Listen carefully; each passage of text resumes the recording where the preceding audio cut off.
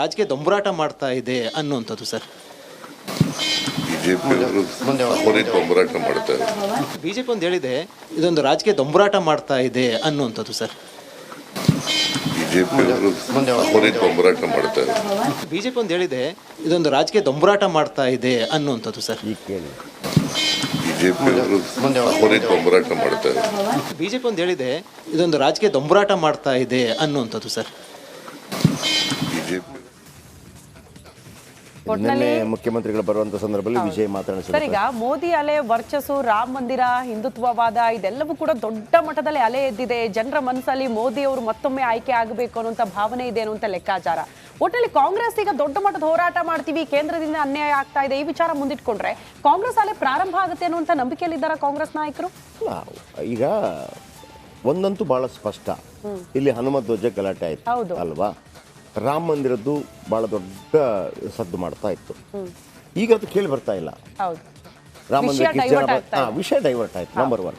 ಹಾಗಂತ ರಾಜ್ಯಕ್ಕೆ ಕೇಂದ್ರ ಅನ್ಯಾಯ ಮಾಡಿಲ್ವಾ ಅಂತ ನೀವು ಪ್ರಶ್ನೆಯನ್ನ ಕೇಳಿದ್ರೆ, ಅಂದ್ರೆ ಈ ದುಡ್ಡು ಕೊಡೋದ್ರಲ್ಲಿ ಕೇಂದ್ರ ಅನ್ಯಾಯ ಮಾಡ್ತಾ ಅಂದ್ರೆ 2 ಬರುತ್ತೆ. ಒಂದು ಹಣಕಾಸು ಆಯೋಗದ ವಿಚಾರ, GST ಕೌನ್ಸಿಲ್ ಬೇರೆ, GSTಗೂ ಇದಕ್ಕೂ ಸಂಬಂಧ ಇಲ್ಲ. GST ದುಡ್ಡು ಹೋಗುತ್ತೆ ಬೇರೆ, GST ಕೌನ್ಸಿಲ್ ಬೇರೆ, ಆಮೇಲೆ ಹಣಕಾಸು ಆಯೋಗ ಈ ವಿಚಾರ ಬೇರೆ. ನಂಬರ್ 1 ಅದು ಪ್ರತ್ಯೇಕ. ಎರಡನೇದಾಗಿ ಬರ ಪರಿಹಾರದ ದುಡ್ಡು ಬರ್ತಾ ಇಲ್ಲ ಅಂತ ಹೇಳ್ತಾ ಇದ್ದಾರೆ. ಅದನ್ನ ಮೇನ್ ಅವ್ರು ಹೇಳ್ತಾರೆ. ಹೌದು, 17,000 ಕೋಟಿ ಬರ ಪರಿಹಾರ. ಜೊತೆಗೆ ಭದ್ರಾ ಮೇಲ್ದಂಡೆ ಯೋಜನೆಗೆ ಸರ್ ನೀವು ಸರಿಯಾಗಿ ಅನುದಾನ ಕೊಡ್ತಾ ಇಲ್ಲ ಅಂತ ಅದು ಎಲ್ಲಾ ರಾಜ್ಯ ಸರ್ಕಾರಗಳಿಗೂ ಸಂದರ್ಭದಲ್ಲೂ ಕೂಡ ಆರೋಪ. ನಾನೀಗ ಇದಕ್ಕೆ ಬರ್ತೀನಿ, ಯಾವುದಕ್ಕೆ? ಬರ ಪರಿಹಾರ ವಿಚಾರಕ್ಕೆ. ಬರ ಪರಿಹಾರ ಯಾರು ಕೊಡಬೇಕು? ಕೇಂದ್ರ ಕೊಡಲೇಬೇಕು, ಕೊಟ್ಟೆ ಕೊಡ್ತದೆ. ಅದನ್ನು ತಪ್ಪಿಸ್ಕೊಳಕ್ಕೆ ಹೋಗೋಕೆ ಆಗೋದಿಲ್ಲ. ಇವರೇನು ಹೇಳ್ತಿರೋದಂದ್ರೆ ಈಗಲೇ ಬಿಡುಗಡೆ ಮಾಡಿ ಅಂತ. ಆ ಥರ ಬಿಡುಗಡೆ ಮಾಡೋಕ್ಕೆ ಕೇಂದ್ರಕ್ಕೂ ರೈಟ್ಸ್ ಇಲ್ಲ, ಕೇಂದ್ರ ಹಂಗೆ ಮಾಡೋದಿಲ್ಲ. ಆಮೇಲೆ ಮನಸ್ಸು ಮಾಡಿದರೆ ಮಾಡ್ಬೋದು, ಅಲ್ಲಿ ಒಂದು ರಾಜಕೀಯ ಆಟ ಆಡತ್ತೆ. ಇವರೊಂದು ಇದು ಕೊಡ್ತಾರೆ, ನಮ್ಗೆ ಇಷ್ಟು ಕೋಟಿ ನಷ್ಟ ಉಂಟಾಗಿದೆ ಅಂತೇಳಿ ಇವ್ರು ಹೇಳೋದು. ಇವರು 31,000. ಮತ್ತೊಂದು ಅಪ್ಡೇಟ್ ಲಭ್ಯವಾಗ್ತಾ ಇದೆ ಸರ್. ಸಾಕಷ್ಟು ಬೆಳವಣಿಗೆಗಳಾಗ್ತಾ ಇರೋದ್ರಿಂದ ಕಾಂಗ್ರೆಸ್ ನಾಯಕರಿಂದ ಮತ್ತೆ ದೇಶ ವಿಭಜನೆಯ ಕೂಗು. ಸುರೇಶ್ ಆಯ್ತು, ಈಗ ವಿನಯ್ ಕುಲಕರ್ಣಿ ಅವರ ಮಾತು. ಮತ್ತೆ ದೇಶ ವಿಭಜನೆಯ ಕುರಿತಾಗಿ ಪ್ರತ್ಯೇಕ ರಾಷ್ಟ್ರ ಆಗುವ ವ್ಯವಸ್ಥೆ ಬರಬಹುದು ಅನ್ನೋದನ್ನ ವಿನಯ್ ಕುಲಕರ್ಣಿ ಅವರು ಹೇಳ್ತಿದ್ದಾರೆ. ರಿಪಬ್ಲಿಕ್ ಅಡಗೆ ಶಾಸಕ ವಿನಯ್ ಕುಲಕರ್ಣಿ ಅವರ ಹೇಳಿಕೆ. ಒಟ್ಟಲ್ಲಿ ದೇಶ ವಿಭಜನೆಯ ಜಪ ಮಾಡ್ತಿದ್ದಾರೆ ಕಾಂಗ್ರೆಸ್ ನಾಯಕರು ಅನ್ನುವಂತ ಪ್ರಶ್ನೆ. DK ಸುರೇಶ್ ಅವರ ಮಾತಿಗೆ ದೊಡ್ಡ ಮಟ್ಟದ ಆಕ್ರೋಶ ವ್ಯಕ್ತವಾಗಿತ್ತು. ಅದನ್ನ ಸರಿಪಡಿಸೋ ನಿಟ್ಟಿನಲ್ಲಿ ಈಗ ಕಾಂಗ್ರೆಸ್ ಪ್ರತಿಭಟನೆಗೆ ಮುಂದಾಗಿತ್ತು. ಅದರ ಬೆನ್ನಿಗೆ ವಿನಯ್ ಕುಲಕರ್ಣಿ ಅವರ ಸರದಿ. ಕಾಂಗ್ರೆಸ್ ಇಂದು ಪ್ರತಿಭಟನೆಯನ್ನ ಮಾಡ್ತಾ ಇರುವಂಥದ್ದು ಕೇಂದ್ರ ಸರ್ಕಾರ ಅನುದಾನ ಖಂಡಿಸಿ, ಅನುದಾನ ತಾರತಮ್ಯವನ್ನು ಖಂಡಿಸಿ ಸಂಬಂಧಪಟ್ಟ ಮಾತಾಡೋಕ್ಕೆ ಶಾಸಕರಾದಂಥ ವಿನಯ್ ಕುಲಕರ್ಣಿ ನಮ್ಮ ಜೊತೆ ಇದ್ದಾರೆ. ಸರ್, ಪ್ರತಿಭಟನೆ ಮಾಡ್ತಾ ಇರುವಂಥದ್ದು, ಈ ಪ್ರತಿಭಟನೆಯಿಂದ ಪರಿಹಾರ ಸಿಗುತ್ತೆ ಅಂತ ಅನ್ಸುತ್ತಾ? ನೋ ಡೌಟ್ ನಮ್ಮ ನೋವನ್ನಾದರೂ ಹೇಳಬೇಕಾಗತ್ತಲ್ಲ. ನಮ್ಮ ನೋವು ಏನಾಯ್ತು ಅನ್ನೋದನ್ನ ನಾವು ಜನರಿಗೆ ತೋರಿಸ್ಬೇಕಾಗತ್ತೆ. ನಮ್ಮ ರಾಜ್ಯಕ್ಕೆ ಏನು ಅನ್ಯಾಯ ಆಗುತ್ತೆ ಅನ್ನೋದು ದೇಶಕ್ಕೆ ತೋರಿಸ್ಬೇಕಾಗುತ್ತೆ. ಆ ವಿಚಾರದಿಂದ ಇವತ್ತು ನಾವು ಪ್ರತಿಭಟನೆ ಮಾಡೋದು. ರಾಜಕೀಯ ಸ್ಟಂಟ್ ಇದು ಅಂತ ಅವ್ರಿಗೆ ನಮ್ಮ ರಾಜ್ಯದ ಬಗ್ಗೆ ಏನಾರ ಗೌರವ ಇದ್ರೆ, ನಮ್ಮ ರಾಜ್ಯದ ಬಗ್ಗೆ ಒಂದು ಡೆವಲಪ್ಮೆಂಟ್ ಬಗ್ಗೆ ಕಳಕಳಿ ಇದ್ರೆ, ಅವ್ರು ಒಂದ್ಸಲ ಎಲ್ಲ ವಿತ್ ರೆಕಾರ್ಡ್ನಾಗ ತೆಗೆದು ಅವರು ನೋಡಿದ್ರೆ, ಅವ್ರಿಗೆ ತಿಳಿಲಿಲ್ಲ ಅಂದರೆ ಒಳ್ಳೆ ಯಾರು ಎಕ್ಸ್ಪರ್ಟ್ಸ್ ತೋರಿಸಿ ತಿಳ್ಕೊಂಡ್ರೆ ಭಾಳ ಒಳ್ಳೇದು, ಸೂಕ್ತ ಆಗೋದು ಅಂತ ಹೇಳಕ್ಕೆ ಇಷ್ಟಪಡ್ತೀನಿ. ಇದೇ ರೀತಿ ಏನು ದಕ್ಷಿಣ ಭಾರತ ರಾಜ್ಯಗಳಿಗೆ ಅನ್ಯಾಯ ಆದರೆ ಪ್ರತ್ಯೇಕ ರಾಷ್ಟ್ರ ಅನ್ನುವಂಥದ್ದು ಕೂಡ ತಮ್ಮ ಸಂಸದರು ಹೇಳಿರುವಂಥದ್ದು, ಅಂದರೆ ಈ ರೀತಿ ಭಾವನೆ ಬರುತ್ತಂತ ಏನು ಅನ್ಸುತ್ತೆ ವಿನಯ್ ಕುಲಕರ್ಣಿ ಅವರಿಗೆ? ಅಲ್ಲ ಸಹಜ ಅಲ್ರಿ, ಯಾಕಂದ್ರೆ ಏನಾಗುತ್ತೆ, ಪದೇ ಇದು ಅನ್ಯಾಯ ಆಗ್ತಾ ಇತ್ತಂದ್ರೆ ನಮ್ಮ ರಾಷ್ಟ್ರ ಒಂದು ಬದಲಿ ಮಾಡ್ಕೊಳ್ಳೋಂಥ ವ್ಯವಸ್ಥೆ ಬರುವಂಥ ವ್ಯವಸ್ಥೆನೂ ಬರ್ಬೋದು. ಯಾಕಂದ್ರೆ ಈಗಾಗಲೇ ಆ ವ್ಯವಸ್ಥೆ ಬರುವಂಥದ್ದು ಕೂಡ ಇನ್ನು ನೋಡಿದಾಗ ಆಶ್ಚರ್ಯ ಅನ್ಸುತ್ತೆ. ಯಾವತ್ತು ಈ ದೇಶದಲ್ಲಿ ಒಬ್ಬ ಮುಖ್ಯಮಂತ್ರಿ ಆದರೂ ಆ ರಾಜ್ಯದಲ್ಲಿರುವಂಥ ಎಲ್ಲ ಪಕ್ಷ ಎಲ್ಲ ಪಾರ್ಟಿಯವರಿಗೂ ಸಮನಾಗಿರ್ಬೇಕಾಗತ್ತೆ. ಇವತ್ತು ಪ್ರಧಾನಮಂತ್ರಿಗಳಾದರೂ ಈ ದೇಶದಲ್ಲಿ ಒಂದ್ಸಲ ಅವ್ರು ಪ್ರಧಾನಮಂತ್ರಿ ಆದ ನಂತರ ಎಲ್ಲರಿಗೂ ಕೂಡ ಸಮನಾಗಿ ಕಾಣಬೇಕಾಗುತ್ತೆ. ಕೊಟ್ಟರೆ ಬಿಜೆಪಿ ಅವರು ಕಣಿಸುವಂಥದ್ದು, ಪ್ರತಿಭಟನೆ ಮಾಡುವಂಥದ್ದು ಸರ್ ಇಲೆಕ್ಷನ್ ಬಂದೈತಿ, ಪಾಪ ಬೈದಿಂದ ಅವ್ರು ಹೇಳ್ತಿರ್ಬೋದು ಅಷ್ಟೇ. ಈಗ ಈ ರೀತಿ ಅನ್ಯಾಯ ಆದ ಪ್ರತ್ಯೇಕ ರಾಷ್ಟ್ರ ಅನ್ನುವಂಥದ್ದು ಕೂಡ ಆಗಬೇಕು ಅಂತ ಅನ್ಸುತ್ತಾ? ನೋಡೋಣ ಅದೇನಾಗುತ್ತೆ ಇವತ್ತು, ನೋಡೋಣ, ಹೋರಾಟ ಮಾಡಿ. ನಿಮ್ಮ ಅನಿಸಿಕೆ ಅನ್ಸುತ್ತೆ? ಮಾತಾಡ್ತೇನೆ. ಸುರೇಶ್ ಹೇಳಿಕೆ ತಮ್ಮ ಸಮ್ಮತಿ ಇದೆಯಾ? ಮಾತಾಡ್ತೇನೆ ಬಿಡಿ ಸರ್. ತಮ್ಮ ಅಂದರೆ ಈಗ ತಾವು ಕೂಡ ಇದ್ರ ಬಗ್ಗೆ ಸಾಕಷ್ಟು ದೆಹಲಿಯಲ್ಲಿ ಇದ್ದಂಥದ್ದು, ಏನು ಅನ್ಸುತ್ತೆ ಸರ್, ಈ ಪ್ರತಿಭಟನೆ ಪರಿಹಾರ ಸಿಗುತ್ತೆ ಅನ್ಸುತ್ತಾ?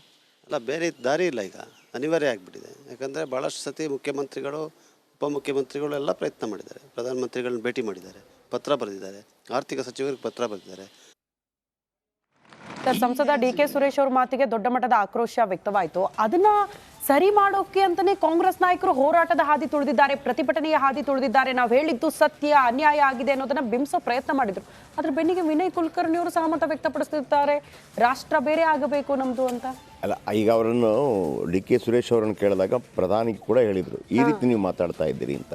ಡಿ ಕೆ ಸುರೇಶ್ ಹತ್ರ ಕೇಳಲಾಯಿತು.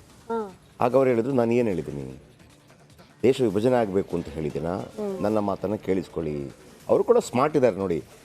ಈ ಥರನೇ ಆದರೆ ಪ್ರತ್ಯೇಕ ರಾಷ್ಟ್ರದ ಕೂಗು ಬರಬಹುದು ಅಂದರೆ ಅಡ್ಡ ಗೋಡೆ ಮೇಲೆ ದೀಪ ಇಟ್ಟಂಗೆ ಮಾತಾಡ್ಬಿಡ್ತಾರೆ ಒಂದು. ಆಮೇಲೆ ಮುಖ್ಯಮಂತ್ರಿಗಳು ಕೂಡ ಮುಖ್ಯಮಂತ್ರಿ ಆದಿಯಾಗಿ ಮಲ್ಲಿಕಾರ್ಜುನ ಖರ್ಗೆ ಅವರು ಕೂಡ ಹೇಳ್ಬಿಟ್ರು, ಇಲ್ಲ ನಾನು ಯಾವುದೇ ಕಾರಣಕ್ಕೂ ಕೂಡ ಅದನ್ನು ಒಪ್ಪಲಾರೆ. ಮಲ್ಲಿಕಾರ್ಜುನ ಖರ್ಗೆ ಆಗಿ ಹೇಳ್ತಾ ಇದ್ದೀನಿ, ಕಾಶ್ಮೀರದಿಂದ ಕನ್ಯಾಕುಮಾರಿ ತನಕ ನಮ್ಮ ದೇಶ ಒಂದೇ, ಅದನ್ನು ಒಡೆಯುವಂಥ ಪ್ರಯತ್ನಗಳೇ ಇಲ್ಲ, ಯಾವತ್ತೂ ಅದನ್ನು ಮಾಡಬಾರ್ದು, ನನ್ನ ಪಕ್ಷವಾಗಿರಲಿ ಮತ್ತೊಂದು ಪಕ್ಷವಾಗಿರಲಿ ಅಂತೇಳಿ. ಇದೆಲ್ಲ ಪ್ರಚಾರದ ಗಿಮಿಕಾಗಿ ಮಾಡ್ತಾರೆ. ನಾವು ಈಗಲೂ ಹೇಳ್ತಾ ಇದ್ದೀವಿ, ರಾಜ್ಯಕ್ಕೆ ಆಗ್ತಾ ಇರೋಂಥ ಅನ್ಯಾಯದ ಬಗ್ಗೆ ಮಾತಾಡ್ತಿದ್ರೆ ಪ್ರೊಟೆಸ್ಟ್ ಎಲ್ಲವೂ ಕರೆಕ್ಟು. ಈಗ ನಾನು ಹೇಳಿದ್ನಲ್ವಾ ನಿಮಗೆ, ಯಾವುದು ಬರ ಪರಿಹಾರ ವಿಚಾರ ಅಂತೇಳಿ. ಬರ ಪರಿಹಾರ ಕೇಂದ್ರ ಕೊಡಲೇಬೇಕಾದ್ರೆ, ಹಾಗಂತ ಸಿದ್ದರಾಮಯ್ಯನವರು ಹೇಳಿದ ತಕ್ಷಣ ಕೇಂದ್ರ ಕೊಡಲ್ಲ. ಸಿದ್ದರಾಮಯ್ಯನವರು ಹೇಳಿದ ತಕ್ಷಣ ಕೊಡಲ್ಲ. ಸಮ್ಟೈಮ್ಸ್ ನಾವು ಹೇಳ್ತೀವಲ್ಲ ಡಬಲ್ ಇಂಜಿನ್ ಅಂತ, ಅಲ್ಲಿ ನಮ್ಮ ಸರ್ಕಾರ ಇಲ್ಲಿ ನಮ್ಮ ಸರ್ಕಾರ ಇಲ್ಲಿ ಎಲೆಕ್ಷನ್ ಇದೆ ಅಂತ ಹೇಳುವಾಗ ಒಂದು ಅಡ್ಜಸ್ಟ್ಮೆಂಟ್ ಆಗುತ್ತೆ, ಅದು ದುಡ್ಡು ಬಂದೇ ಬರುತ್ತೆ. ಆದರೆ ಕಾಂಗ್ರೆಸ್ ಅಧಿಕಾರದಲ್ಲಿದ್ದಾಗಲೂ ಕೂಡ ಏನು ಇಲ್ಲಿ ಬಿಜೆಪಿ ಅಥವಾ ಇಲ್ಲಿ ಕಾಂಗ್ರೆಸ್ ಇದ್ದಾಗಲೂ ಕೂಡ ಒಂದೇ ತಿಂಗಳಲ್ಲಿ ಏನು ಬಿಡುಗಡೆ ಮಾಡಿಲ್ಲ. ಅವರು ಬರ್ತಾರೆ, ಅವರು ಬಂದು ನೋಡಿ ಮಾಹಿತಿ ತಗೊಂಡು ಹೋಗಿ, ಇವರ ಮಾಹಿತಿ ತಗೊಂಡು ಹೋಗಿ ಅಲ್ಲಿದಾಗಿ ಇಷ್ಟು ದುಡ್ಡು ಅಂತ ಅವರೊಂದು ಫಿಕ್ಸ್ ಮಾಡ್ತಾರೆ. ಅವರು ಫಿಕ್ಸ್ ಮಾಡಿದ ನಂತರ ಅದನ್ನು ಅರ್ಧ ಫಸ್ಟ್ ಕಳಿಸ್ಬೋದು, ಮತ್ತೊಂದು ಕಳಿಸ್ಬೋದು, ಅದು ಬಂದೇ ಬರುತ್ತೆ, ಎರಡು ಮಾತಿಲ್ಲ. ನಂಬರ್ 1. ಎರಡನೇದಾಗಿ ಕೇಂದ್ರ ಅನ್ನೋದಕ್ಕಿಂತ ಹೆಚ್ಚಾಗಿ ನರೇಂದ್ರ ಮೋದಿ ಅನ್ಯಾಯ ಮಾಡಿದ್ದಾರೆ ಅಂತ ಹೇಳ್ತಾರಲ್ಲ. ಯಾವುದರಲ್ಲಿ ನಾನು ಹೇಳ್ತಿರೋದು, ಈ ಫಿನಾನ್ಸ್ ಕಮಿಷನ್ ವಿಚಾರಕ್ಕೆ ಸಂಬಂಧಪಟ್ಟಾಗ ಫಿನಾನ್ಸ್ ಕಮಿಷನ್ ಈ ರೀತಿ ಮಾಡಿ ಅಂತೇಳಿ, ಅಥವಾ ಈ ರೀತಿ ಈ ಬಾರಿ 2011 ಜನಸಂಖ್ಯೆ ಆಧಾರದಲ್ಲಿ ಮಾಡಿ ಅಂತೇಳಿ ಒಂದು ಸಲಹೆ ಕೊಡ್ಬೋದು ಆರಂಭದಲ್ಲಿ. ಈಗ 2016ನೇ ಹಣಕಾಸು ಆಯೋಗ ಬರುವಾಗ ಒಂದು ಸಲಹೆ ಕೊಟ್ಟಿರ್ಬೋದು, ಇಲ್ಲ ಅಂತಲ್ಲ.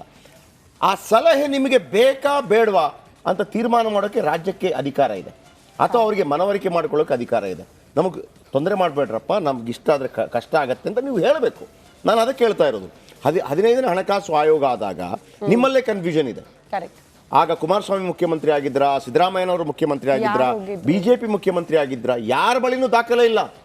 ಬಸವರಾಜ ರಾಯರೆಡ್ಡಿ ಹೇಳ್ತಾರೆ ಯಡಿಯೂರಪ್ಪ ಮುಖ್ಯಮಂತ್ರಿ ಆಗಿದ್ರು, ಆಮೇಲೆ ಬಸವರಾಜ ಬೊಮ್ಮಾಯಿ ಅದಕ್ಕೆ ಹೋಗ್ತಾ ಇದ್ರು ಅಂತೇಳಿ. ಯಡಿಯೂರಪ್ಪ ಮುಖ್ಯಮಂತ್ರಿ ಆಗಿದ್ದು ಯಾವಾಗ? 2020-21. 2020-21ರಲ್ಲಿ 15ನೇ ಆಯೋಗ ರೆಡಿ ಆಗಿತ್ತು. ಹಾಗಿದ್ರೆ ಯಾರು ಅದಕ್ಕಿಂತ ಮೊದಲಿದ್ದದ್ದು? ಕುಮಾರಸ್ವಾಮಿ ಇದ್ದಾಗ ಯಾರಿದ್ದದ್ದು? ಇದೇ ಸಿದ್ದರಾಮಯ್ಯನವರು ಅದರ ಮುಖ್ಯ ಪರ್ಸನ್ ಆಗಿದ್ರು. ನೀವು ಯಾಕೆ ಅವರ ಗಮನಕ್ಕೆ ತರಲಿಲ್ಲ? ನಂಬರ್ 1. ಹಾಗೆ ನಿಮ್ಗೆ ಗೊತ್ತಿರಲಿಲ್ವಾ 2011ರ ಅನುಪಾತದಲ್ಲಿ ಈ ಸಲ ಹಂಚಿಕೆ ಆಗತ್ತೆ ಅಂತೇಳಿ? ನಿಮ್ಗೆ ಐಡಿಯಾ ಇರಲಿಲ್ವಾ?